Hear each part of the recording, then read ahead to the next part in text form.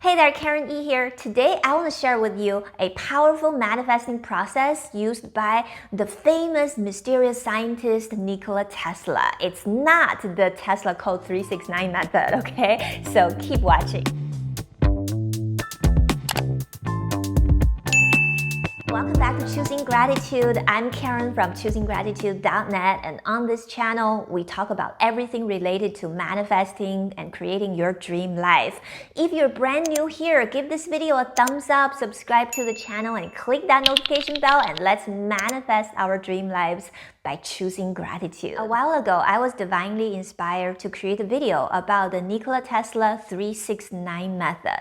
And since then, this method has taken the internet by storm. And even though I was inspired to create this manifestation method, I don't want you to confuse this method with Nikola Tesla himself. All we were talking about in this Tesla code method is how to leverage the power of these numbers, 3, 6, and 9. If you haven't seen those videos, make sure you click the link up there.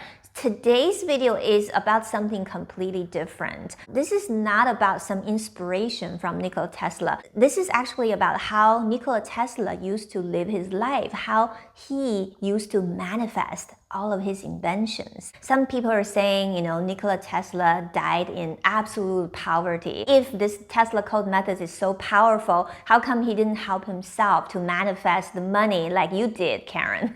Well, here's the answer. Nikola Tesla is not all about money. He did not live his life to pursue money. And a lot of you may think that money is all you need, but there are many people out there who, don't take money very seriously, and their life goal is not completely aligned with wealth, okay? So it doesn't mean that their methods don't work. It doesn't mean that their inspirations don't work. It's just about how you use the inspirations. So what I did was using the inspiration of these divine numbers discovered by Tesla, and I used those numbers to manifest what I wanted. Did that make me win the Powerball lottery? No, because that wasn't my intention. My intention was never winning $100 million. That's just not part of what I wanted in life, okay?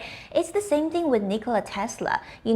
He is a brilliant, brilliant scientist, and for him, money is probably not really his first desire, okay? That's why he was not in it to manifest it. However, Nikola Tesla has achieved amazing scientific discoveries, and he has invented amazing things, and not another human being could do that, right? Before we go into details of the Tesla process, we want to bring to light another very famous and great scientist whose name is Thomas Edison.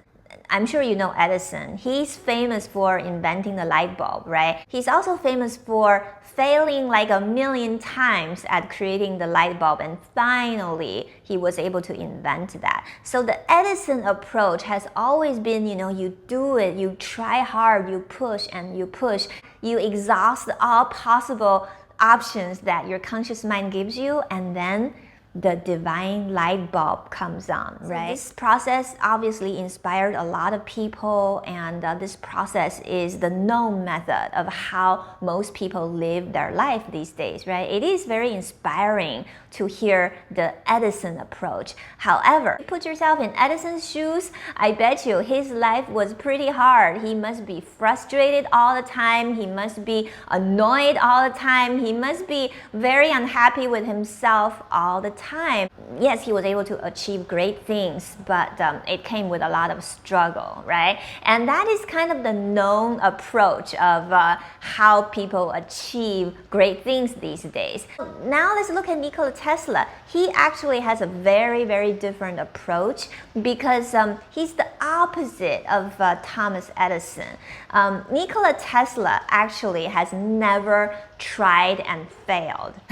Yes, he has never tried and failed. Every time when he wanted to create something, it was said that he never just go ahead and do it, but he would run different scenarios in his mind. He will literally build that complicated machine in his mind. He'll build versions after versions of it. and he will run the test in his mind. And if it fails in his mind, he will abandon the plan and he goes to the next one until he has a plan in his mind, until he can see clearly that this idea is going to succeed, then he will make it, okay? That is the process I want you to start paying attention to. And that is the process that works more in alignment with the universe. That's the process that involves inspired action. That's the process that involves divine intervention, okay? Now I want you to think about your own life. Think about every time when you got what you wanted, or when you reached your goal, or when you achieved something great.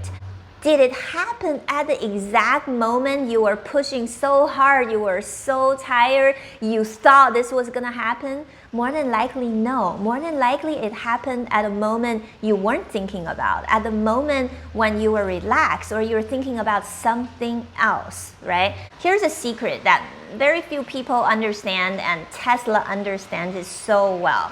He understands that life is not about these material things around you.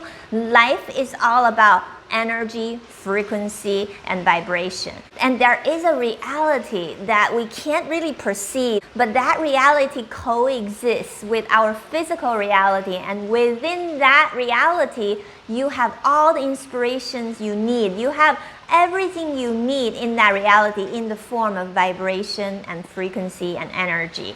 And all you need to do is to have the faith that you can get there. All you need is to have that divine connection to be able to see that energy realm, and also have the faith that what you see in the energy realm, you will be able to create a physical duplicate of it. And you need to also have faith that whatever exists in that energy realm also exists in our physical reality, even though you don't see it, even though you can't touch it, even though it hasn't come yet.